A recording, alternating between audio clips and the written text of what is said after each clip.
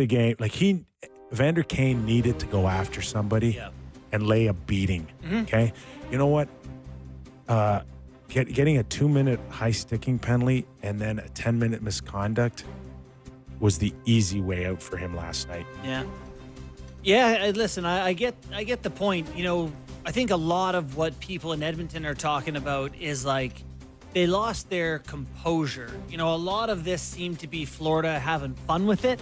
I understand the fights are not entirely fun here, so maybe this is not the clip for my point. Well, that give they're having Nurse a good credit time. too, because that's a tough guy he fought. Absolutely. Nurse is in the top class, Nurse, though. He all the respect in the world. But he can fight anybody. He's in the top class to me. But there's a few guys that needed to kind of answer like a Nurse. But I do feel that more than, and that's fair point by you. For my point, it's like they didn't handle it well emotionally. It felt like they weren't in control of things. They were just kind of taking it as it happened. Florida, even though Florida was involved in all that stuff, they seemed very composed and, they're very comfortable in that style of game, and they just got Edmonton off their game. So what worries me for the Oilers now is the message is we need to be more composed. We can't take that many penalties. We need to play within ourselves, take a cross-check, take a whatever. And now Florida's going to have less sticks on them, more access to the net. Like, Edmonton's going to try to not take as many penalties. What did they take, 11 last night? 11.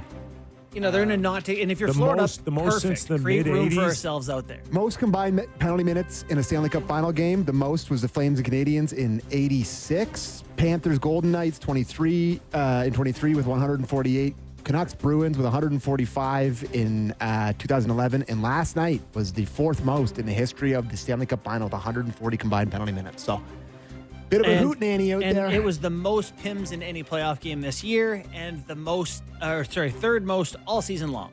That game was out of order. Yeah.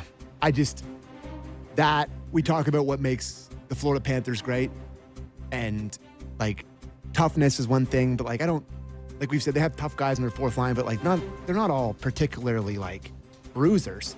But like they just have guys that make you want to do dumb crap all the time. Like you look at Kachuk in the eye, and he's got that stupid mouth guard outside of his face, and he's always in your goalie's face, and he's just like doing stuff to piss you off. Yeah. They're elite at making you mad and making you do dumb stuff, and then you see them go in the power play and they go globetrotters on you. Yeah. Like it's just, they're so good at every facet. And so frustrating because then you get Marchand. And look at this flop by Bobrovsky. Oh my God. That's embarrassing. That's embarrassing. Neymar He should be fine. He should be fine for that. He should Neymar be. would be proud of that one. Yeah. That's embarrassing. But anyways, So the Oilers end up out shorthanded a lot. So yeah, next game, really tough to me to go into a game against the Panthers thinking, be careful. yeah. That's the last emotion start. that's the last emotion you should have. Another 2 games between games Thursday night. Oh, it It is. resumes. Who do you like that better for? Florida. Yeah, it depends though. McDavid and Draisaitl. 2 days at home. The path to winning for Edmonton is McDavid and Draisaitl are, undeniable, and Skinner's better, right? So do those guys need the most rest? Do you need them at their very best to get what you need? I'm not sure it's enough. I think they need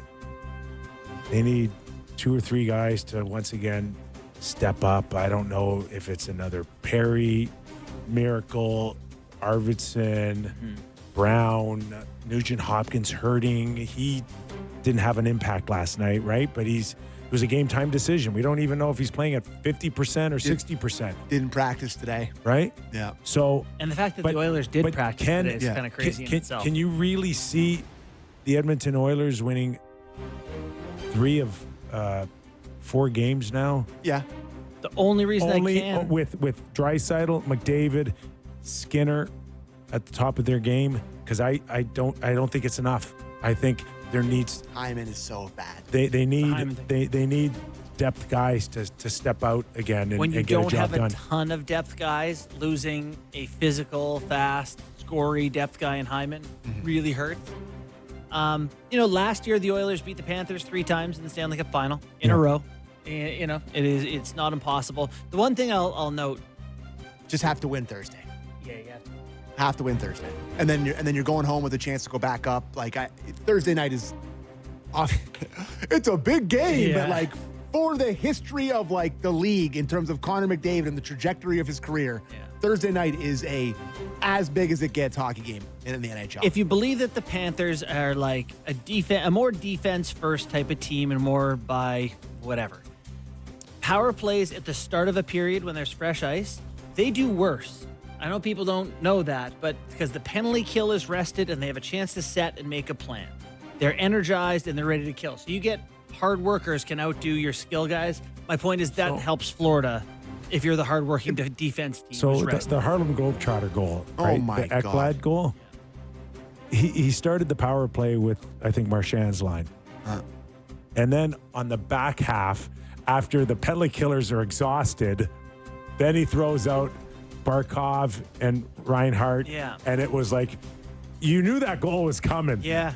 Well, they have flipped who their PP1 is, right? Florida, it was starting power plays with the Marchand unit because they've been so good. So good. Which, by the way, is such a funny like Leafs thing because we watch them all year long about like, can you break it up into 2 units? No, not allowed. It's illegal. You go to jail if you do it. Yeah. But yeah. Florida has proven that it's okay to have 2 power play units. I have 2 things. Wes McCauley, of course, wanted to make sure it was about him last night in the first period. He wants to make as many. I honestly didn't even know it was old. Enough penalties. Like these little ticky-tack. It's like, oh my God, it's the final. Let's see some 5-on-5 action. So first of all, that drove me crazy. Second of all, the Leafs paid more for Scott Laughton than the Panthers did for Brad Marchand. And that will keep me up at night for the rest of my life. He didn't want to. He wanted to go to Florida, right? Yeah. It's only Florida. It was Don't only care. Florida. Don't care. It just hurts. It does, yeah. Sure. It's Similar contribution.